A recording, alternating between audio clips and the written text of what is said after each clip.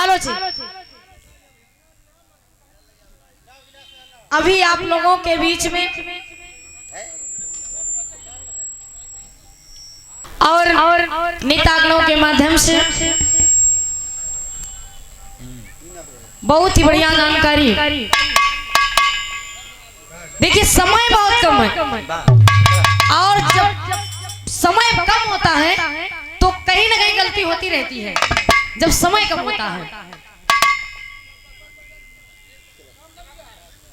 समय का ध्यान देते हुए मास्टर साहब बाबा को एक भोजपुरी बजाए है। देखा ये आपके गांव में गुरुदेव जी गांव बना गांव है और जितने सीधे हम हैं उतने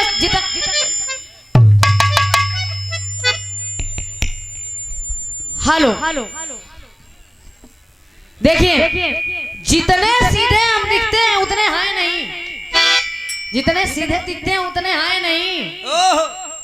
बड़ा लबर लबर बोलत रहे। कोई बात नहीं, यह आपका गांव है, आपने मुझे सम्मान दिया, सम्मान के योग्य आप भी हैं।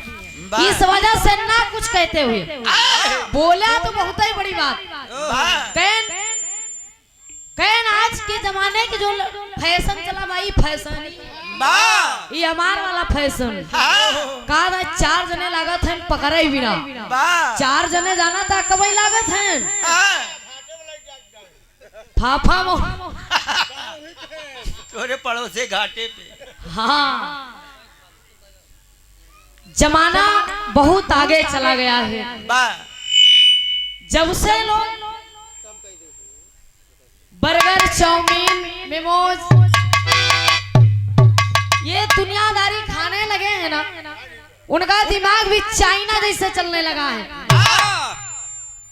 आप क्या बात करते हैं? अभी अगर आप जीन्स पहन लेंगे ना पूरा टॉप के हीरो लगेंगे, एकदम लौंडा लगे, ये जान लीजिए। तो इसलिए कह रहे हैं हमें मत देखिए, जमाने को देखिए, जमाना कहाँ जा रहा है। खैर कोई बात नहीं, ज्यादा कुछ नहीं बोलेंगे, चलो हम बड़े सीधे हैं क्योंकि हम किसी को कुछ कहते नहीं हैं।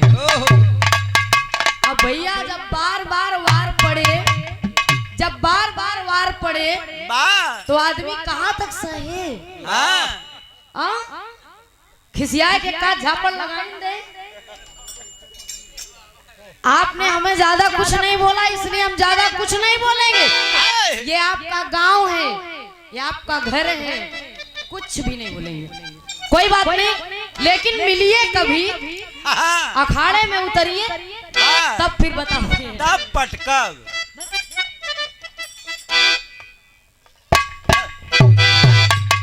मास्टर साहब कहें हम आई पिया जी के पतरी तिरियवा पियवा हमार पतरेंगवा रे बाहर पतरेंगवा। क्या जवानी, बाप रे बाप, जब उम्र इनकर 55 की बा तो इनकर 55 का इशारा होगा। क्या बढ़िया भोजपुरी गावत हैं लहाई के। हमार रमेश भाई इनके साथ देते हैं बराबर, मुस्कियात हैं, उगावत हैं, हमरे कहीं देखत हैं। हाँ कोई बात नहीं, एक गीत बाबा साहब बड़ी धमाके से समय चली बा, समय बहुत कम है और होलागढ़ में मेरा कार्यक्रम लगा है नाइट का, मुझे जाना भी बहुत जरूरी है, टाइम से पहुंचना है। रंगपुरा के जितने लोग हैं, जितना वटियार है, हेलो हेलो चेक हेलो, चला सही चला, ये जितना वोट रहे ना दादा एनहन कहती सब अंगूठा लगाए। हमका जाना था इनको सामने से आई ना भाई, अपन पक्ष दुनिया ले तो कोई बात नहीं, घबराना, हमारा कहीं लगे अंगूठा, कोई बात नहीं।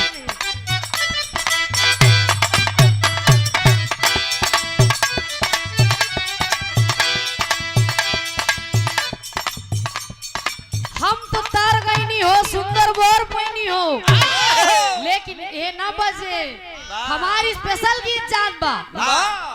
अरे अरे दारू बजारू चढ़ जाला हो तक हुओ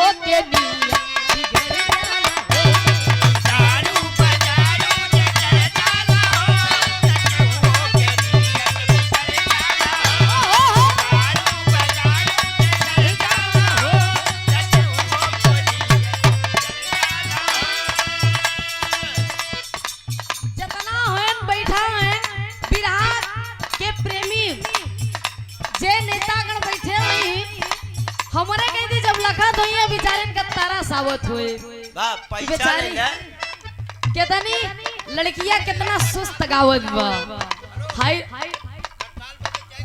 बजावत है घबरा जी नाम का बा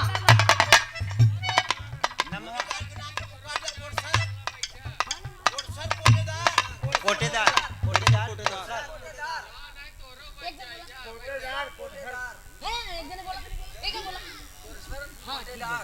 हाँ देखिए आप बड़े बाबूजी गुरशन कोटेदार बाबूजी के कर कमलों द्वारा ये सादर 20 रुपया है, लेकिन अगर 50 और दे देता तो इधर थी भाई दे। हाँ 50 और मिल जाते इधर तक हम थी भाई दे। ए भैया जिंदगी अगर जिसको कम जीना है, जिसको बुढ़ापा नहीं देखना है, वो दारू पिए दारू दारू दारू समझ रहे हैं। लेकिन कहना है क्या आय हाय हाय हाय आ दारू बजारू चढ़ जाला हो तक हो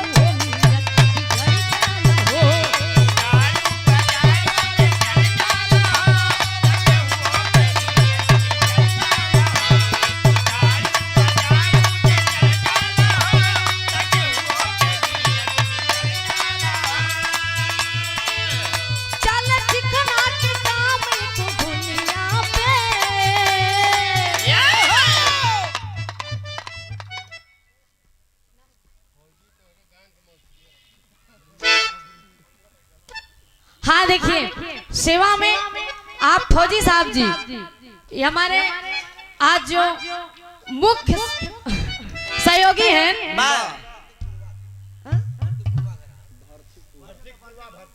भर्ती पूर्वा से है ना रिश्ते में का कुछ बताएं मौसिया ये मौसिया हैं। अच्छा आप मौसिया हैं तो कोनो बात नहीं। देखिए 101 रुपया मालिक आपको सदा सुखी रखे। बहुत बहुत धन्यवाद।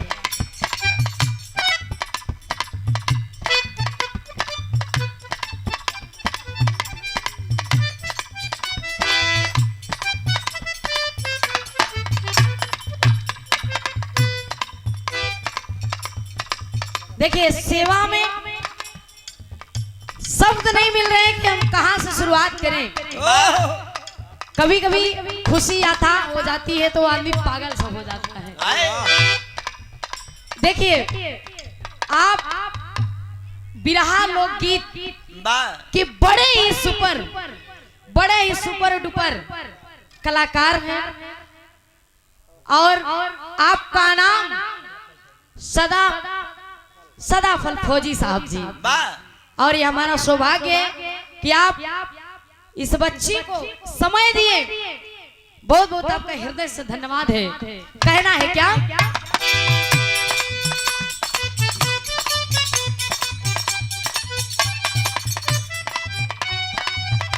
अरे दारू बजारू चढ़ जाला हो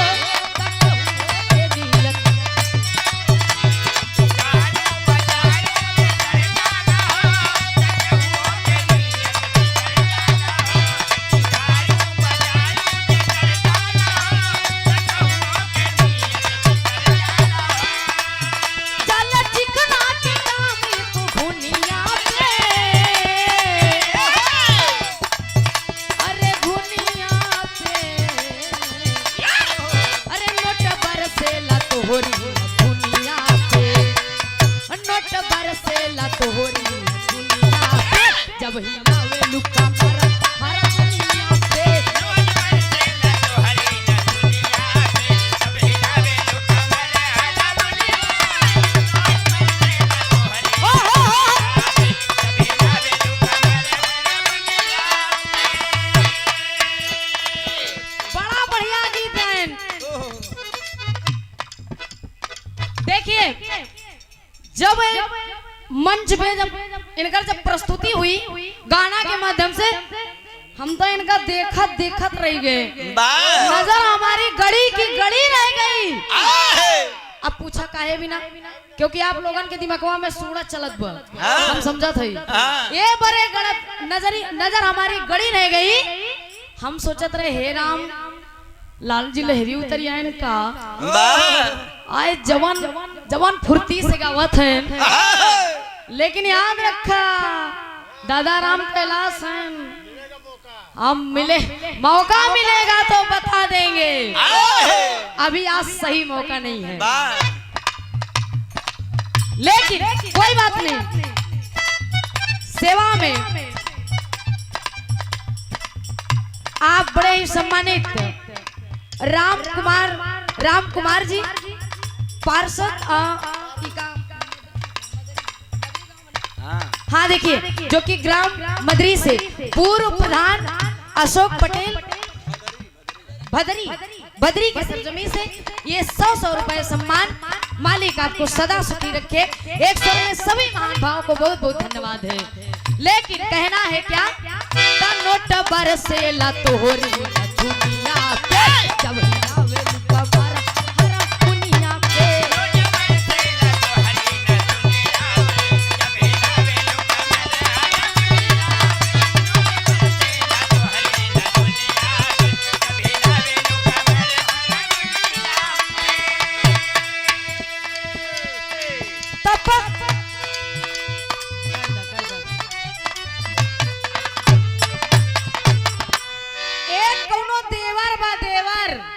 अपने भौजाई से कहा कि ए भौजी ए भौजी भैया परदेश चला गए तो का बा, लेकिन ए भौजी द्वार सारा देख रेख तू खाली ढोल बजा, बाजार से सब्जी हम ले आए दे, चक्की से गेहूं हम पिसाई दे, तो आज रातों दिन रखवारी करो। भौजैया कहा तब एकरे बदले लेबा का भाई, इतना हमार खातिरदारी करबा तो एकरे बदले का लेबा, तो देवरवा कहा बा मास्टर साहब,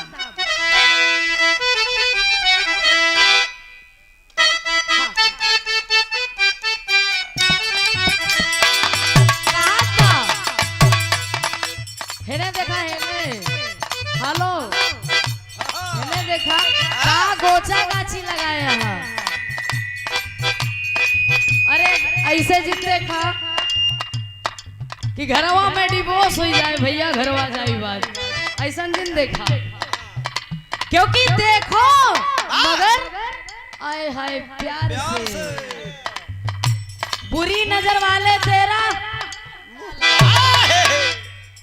बुरी नजर वाले तेरा मुंह काला, कहते हैं हंसो, जो हंसा वो फंसा नहीं, जो हंसा फंसा नहीं, ये गलत बात है, जो हंसा वो फंसा नहीं, जो हंसा फौजी साहब, अरे आप तो पिछवा बैठे महाराज, इधर बैठे चाहिए, कहते हैं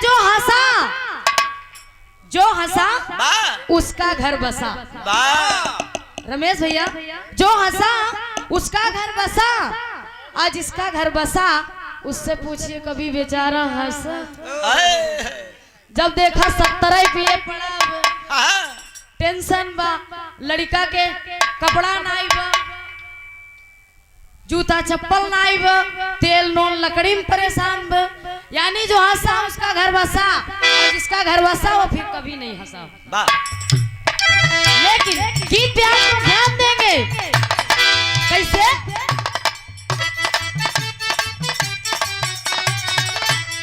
देवरवा कहा था कि ये भौजी है कि करब चौकीदारी राम के टवा पे,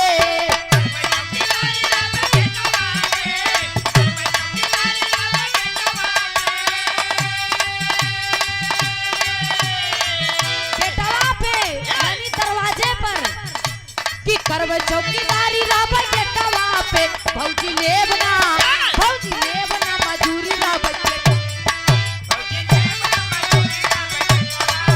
भौजी लेबना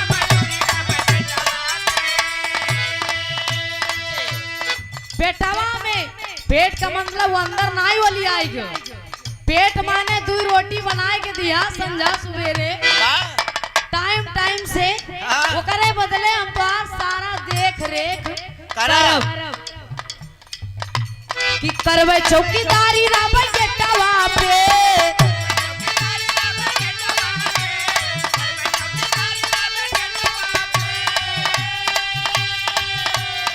तब भौजी लेब ना मजूरी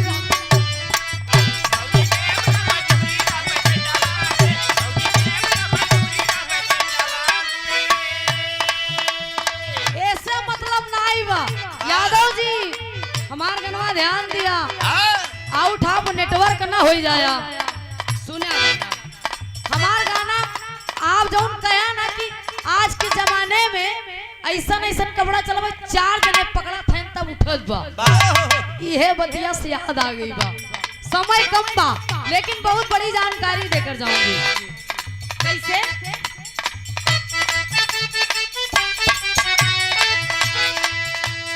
उल्टा सीधा आइल बा जमाना हो पिया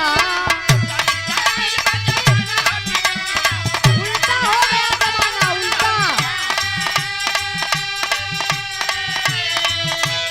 उल्टा सीधा आइल बा जमाना हो पिया कोई जाना कोई जाना हो पिया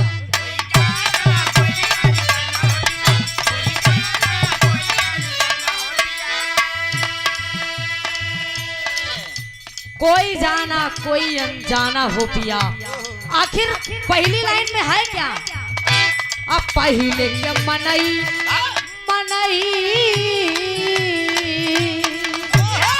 अब पहले के मनई कर मनई का आदर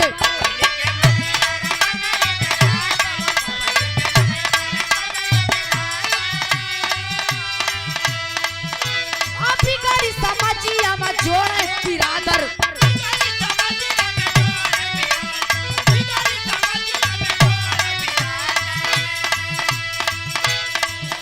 अब कोट कचहरी थाना हो पिया